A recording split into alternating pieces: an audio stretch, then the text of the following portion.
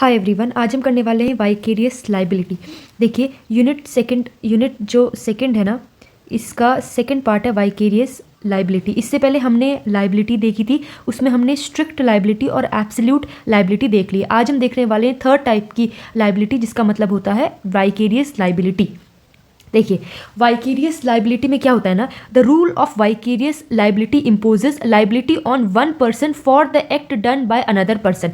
इसका सिंपल सा मतलब ये है, काम कोई और करता है और भुगतता कोई और है। मतलब रॉन्गफुल एक्ट किसी और इंसान ने किया है। फॉर एग्जाम्पल, ये इंसान ए है, ठीक है, और ये इंसान बी है।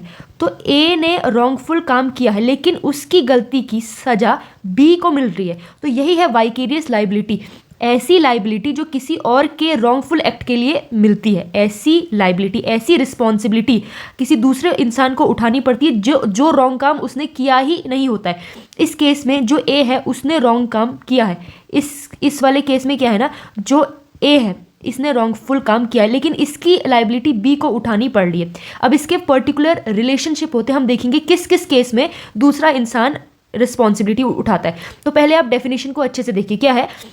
The rule of vicarious liability impose करती है liability on one person for the act, जो एक्ट किसी दूसरे इंसान अनदर पर्सन ने किया है। ठीक, तो क्या है, act done by one person and liability on another. Act जो है वो कोई और इंसान करता है, और जो लाइबिलिटी है उसकी रिस्पॉन्सिबिलिटी है वो कोई दूसरा इंसान उठाता है।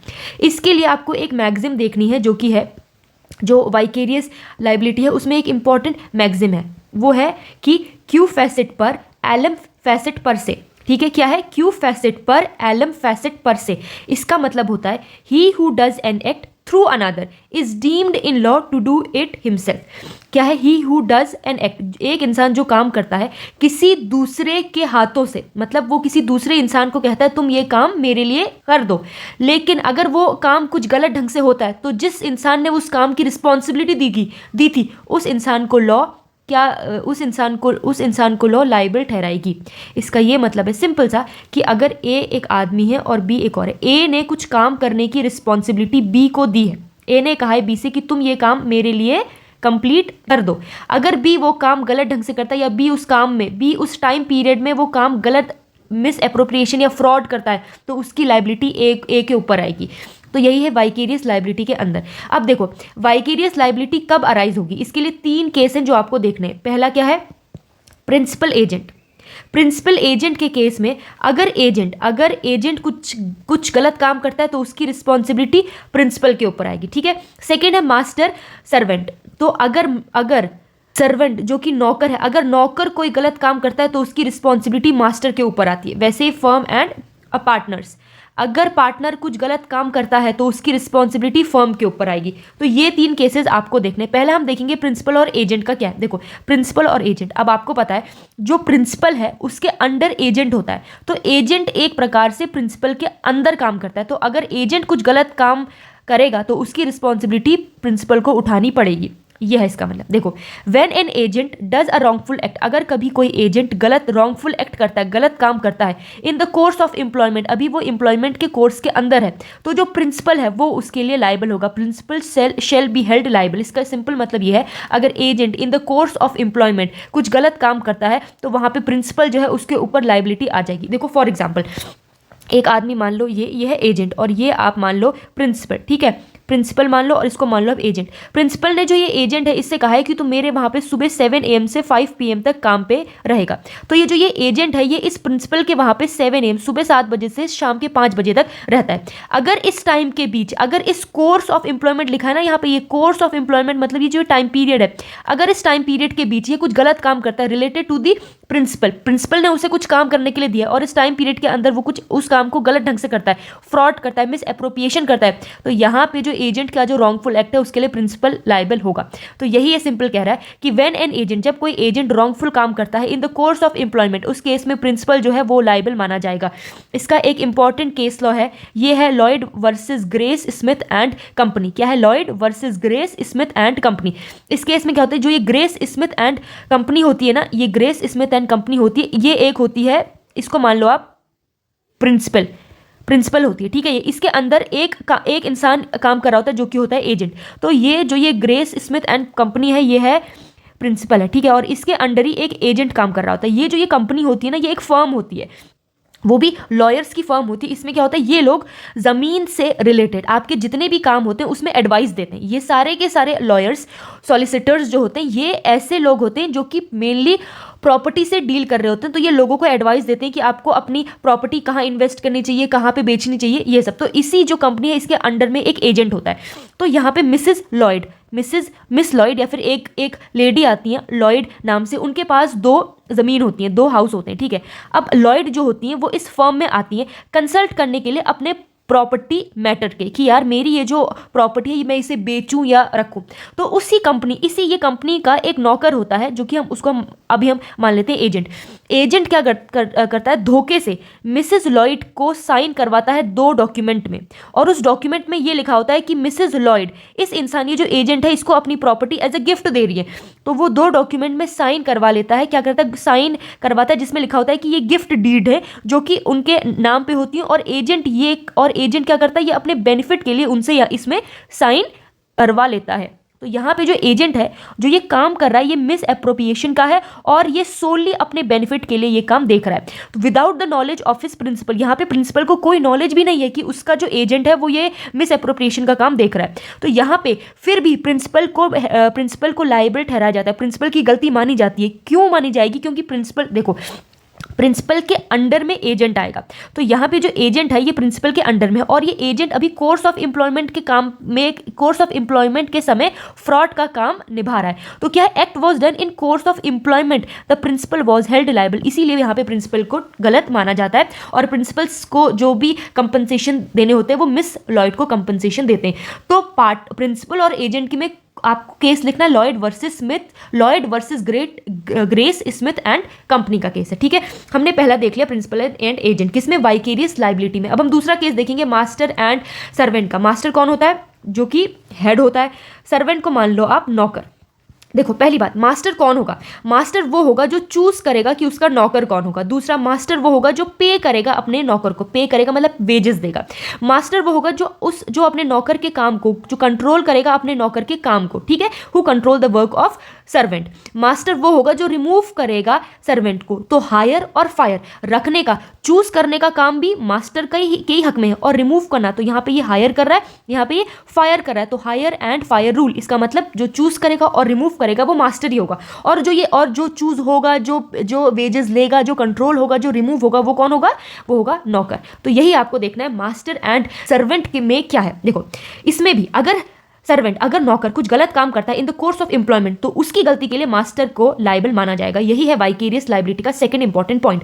इफ अ सर्वेंट, अगर कोई नौकर गलत काम करता है, रॉन्गफुल एक्ट करता है इन द कोर्स ऑफ एम्प्लॉयमेंट, अपने एम्प्लॉयमेंट के कोर्स में, तो उसके लिए मास्टर को हेल्ड लायबल, उसके लिए मास्टर को गलत ठहराया जाएगा, उसको लायबल माना जाएगा। बस यही लिखा हुआ है यहाँ पे। Servant is also liable, but master, देखो ऐसा नहीं है कि जो नौकर है उसकी कोई गलती होगी नहीं, सर्वेंट की तो जो उसने रॉन्गफुल काम किया उसकी तो गलती है ही, लेकिन जो मास्टर है, जिसको चाहे पता हो चाहे ना पता हो, उसकी भी गलती मानी जाती है। तो यही है वाइकेरियस लायबिलिटी। गलत काम नौकर करता है, लेकिन उसकी रिस्पॉन्सिबिलिटी मास्टर के ऊपर भी आती है।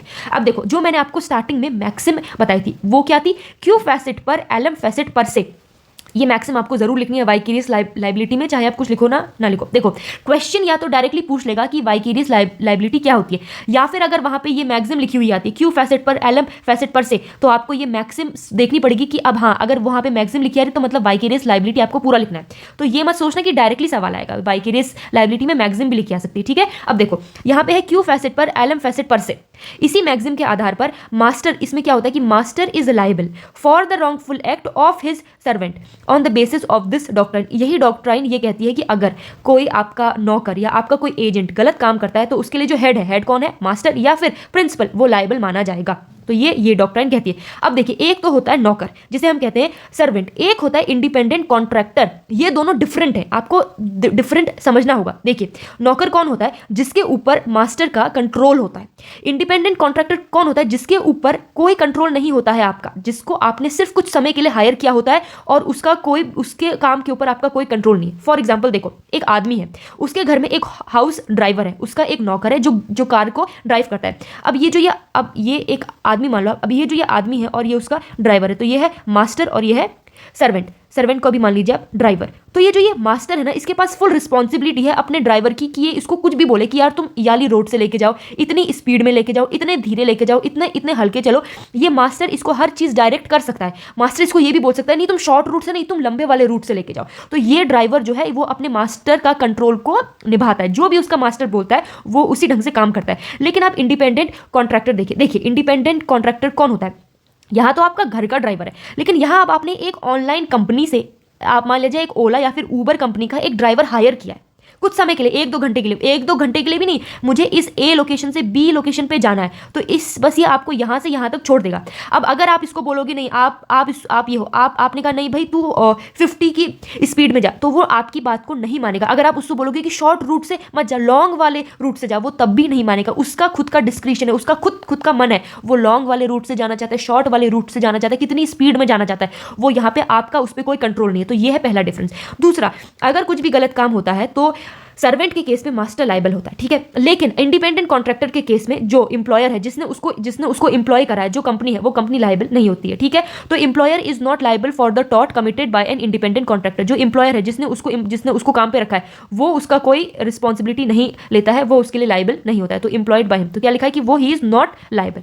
ये है आपका दूसरा डिफरेंस। अब इसका एक केस लॉ देखिए। अब यहाँ से आपको समझ आएगा कि सर्वेंट और इंडिपेंडेंट कॉन्ट्रैक्टर के बीच में डिफरेंस क्या होता है। देखिए, ये केस है देवेंद्र सिंह वर्सेज मंगल सिंह का केस। इस केस में क्या होता है, देवेंद्र सिंह एक आदमी होता है जिसका होता है एक ट्रक। वो अपने ट्रक को रिपेयर शॉप में देके आता है। उसके ट्रक में कोई दिक्कत आती है तो वो अपने उसका जो गाड़ी होती है उसको वो वर्कशॉप में देके आता है। वर्कशॉप का जो ओनर होता है वो उस ट्रक को लेके जाता है और ड्राइविंग में जाता है, और जब वो उस ट्रक को ड्राइव कर रहा होता है तो वो एक आदमी को हिट कर देता है, एक आदमी को मार देता है। जो भी वो आदमी होता है उसको बहुत ज़्यादा इंजरी आती है। फिर वो कंप्लेन कर देता है कि जिस इंसान का वो गाड़ी थी वो उस पर कंप्लेन करता है, मतलब कि वो देवेंद्र सिंह पे कंप्लेन करता है कि तुम्हारी गाड़ी से मुझे चोट लगी है, तो अब तुम मुझे पैसा दोगे, कंपनसेशन दोगे। वो कर देता है ट्रक ओनर के ऊपर। अब आप खुद बताइए, गाड़ी देवेंद्र सिंह की है, बिल्कुल है, लेकिन उसने वो गाड़ी वर्कशॉप ओनर को दी है ठीक करने के लिए, तो यहाँ पे गलती किसकी होगी? यहाँ पे कोर्ट कहती है ट्रक ड्राइवर की, ट्रक जो ओनर है उसकी कोई गलती नहीं है, वो लायबल नहीं है। जो लायबल है वो वर्कशॉप का ओनर है, वो वर्कशॉप का ओनर है। अब देखो यहाँ पे कहती है as he has given his truck to the workshop owner. जो ट्रक ओनर था उसको तो पता ही नहीं था, उसकी गाड़ी उसने वर्कशॉप ओनर को दी है, और इसलिए वर्कशॉप ओनर को यहाँ पे गलत माना जाता है, वर्कशॉप ओनर को यहाँ पे लायबल माना जाता है। अब आप एक चीज ध्यान से देखिए, अगर वर्कशॉप ओनर की जगह वहां पे उसका खुद का नौकर ड्राइव कर रहा होता, अगर वर्कशॉप ओनर की जगह उसका खुद का नौकर ड्राइव कर रहा होता, तो यहाँ पे वो देवेंद्र सिंह की गलती मानी जाती, क्योंकि मास्टर और नौकर का रिलेशनशिप आ जाता, वाइकेरियस लाइबिलिटी आ जाती। लेकिन ये देवेंद्र सिंह और मंगल सिंह वाले केस में जो देवेंद्र सिंह है उन्होंने अपनी जो गाड़ी है वो वर्कशॉप ओनर को दी है। वर्कशॉप ओनर कौन है? वो इंडिपेंडेंट कॉन्ट्रैक्टर है। इंडिपेंडेंट कॉन्ट्रैक्टर गाड़ी ड्राइव कर रहा था, इसीलिए मास्टर की कोई रिस्पॉन्सिबिलिटी नहीं है। हमने ऊपर देखा ना, इंडिपेंडेंट कॉन्ट्रैक्टर के केस में जो एम्प्लॉयर है उसकी कोई रिस्पॉन्सिबिलिटी नहीं आती है, तो यहाँ पे देवेंद्र सिंह की कोई रिस्पॉन्सिबिलिटी नहीं आई है। इसीलिए ये केस हमें बताता है कि सर्वेंट और इंडिपेंडेंट कॉन्ट्रैक्टर में क्या डिफरेंस है। अगर वाइकेरियस लाइबिलिटी नहीं भी आई, यही सवाल आया कि सर्वेंट और इंडिपेंडेंट कॉन्ट्रैक्टर में डिफरेंस लिखिए, आपको डिफरेंस के साथ साथ ये केस लॉ भी लिखना पड़ेगा, ठीक है।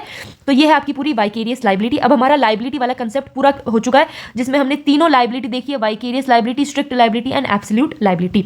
अब हम नेक्स्ट देखेंगे हम टॉर्ट अगेंस्ट पर्सन, ठीक है, जिसमें हम assault, battery, false imprisonment and defamation देखेंगे। Thank you so much.